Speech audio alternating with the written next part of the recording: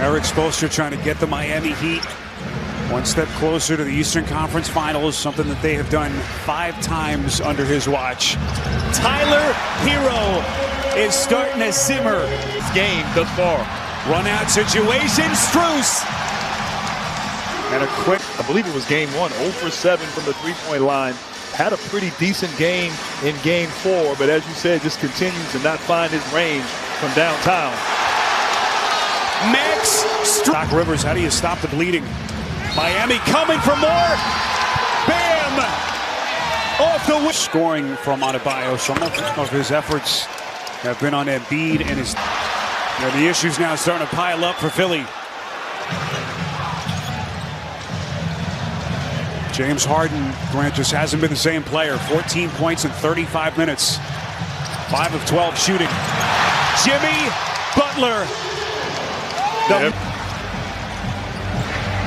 And what's alarming for Philadelphia is just the confusion and just how out of sync they have been offensively. You have to give credit to the effort and intensity of the Miami Heat defense, but no flow, no rhythm, no execution pretty much at all this second half for Philadelphia offensively, as Reed has a beautiful little impact really on the series so far for Thibault.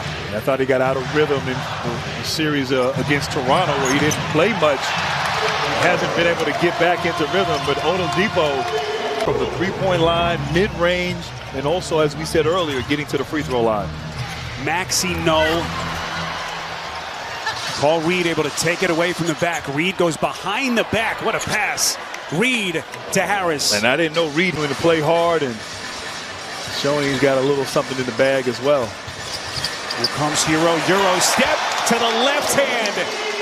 3-on-1 run out. Adebayo like a runaway freight train. They shot 23 free throws in that game. Tonight, just 6 free throw attempts. So playing defense without fouling has been important. And Coach Spoelstra talked about that before the game, and they've been able to execute on that. Omer Yurt 7. That's his first points as he find anything going their way in this game 5. Our FanDuel Sportsbook live point totals for tonight's game. And right now it is raining 3. Philadelphia. So Shake Milton at the line. And Duncan Robinson's falling out of Eric's. There's been a lot of talk about the emergence of Max Strus, Robinson's shortcomings. Heat in championship moments. Mike Miller coming in, having a big moment, three-point shooting. Shane Battier did that as well. And the professionalism that mentioned to us, it's been a month-long dialogue between Spoelstra and his players. Good-looking floater that time by Jaden Springer, the Philadelphia. Well, that month-long dialogue. Continue. Sorry. Thank you. But difficult conversations, especially with a guy like Duncan Robinson. Highsmith showing the stroke. You also wonder, too, look, third game in 5 days. You know, played, of course, Friday. No, series is not a series until, you know, someone wins on the road. And it's been dominance on both teams in regulation. Boy, what a difference a couple of days makes. What a play, what a drive, what a finish. Vincent. Earlier, Erik Spoelstra gave him a little day off yesterday, go to the beach. I guess that worked wonders here, because, as you said, it looks like a different team from Miami.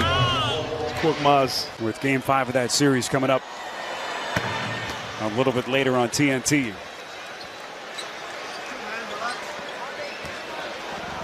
Talk about Erik Spoelstra knowing and understanding as coach what his team needs and how to press those right buttons. And obviously Doc Rivers knows as well, and got to expect he'll do the same. The NBA app brings the game to you. Follow the playoffs, keep up with the latest news, and watch game recaps. Download the NBA app today. We should mention Taylor Jenkins was second in the Coach of the Year voting. So many deserving candidates, Grant. These are not easy awards to vote for. Not at all. Two of the best coaches here right now in this matchup, and also fun to see some of the younger coaches have success. Talk about Taylor Jenkins you know, in his third year in Memphis. Willie Green, what he did this year with New Orleans, and having that great second half to the regular season and pushing Phoenix to the limits there in the first round. So not only some promising young players on display here in this postseason, but also some of these young coaches as well. Here comes Robinson, full head of steam, and contact underneath against Charles Bassey. You look over at Spoelstra, it's crazy to think, Grant, how long he's been here. He actually predates Pat Riley here in Miami. And when that's the case, you know you've been here a long time. Actually was hired as the video coordinator by Chris Wallace, Dave Wall, summer of that 1995 year. And in came Pat Riley a couple of months later, September of '95. Spoelstra said that Riles approached him if he can do other jobs, you know, if he had experience doing some things, and Spoelstra said, "Oh, of course, absolutely, I got you, coach." Said he lied through his teeth.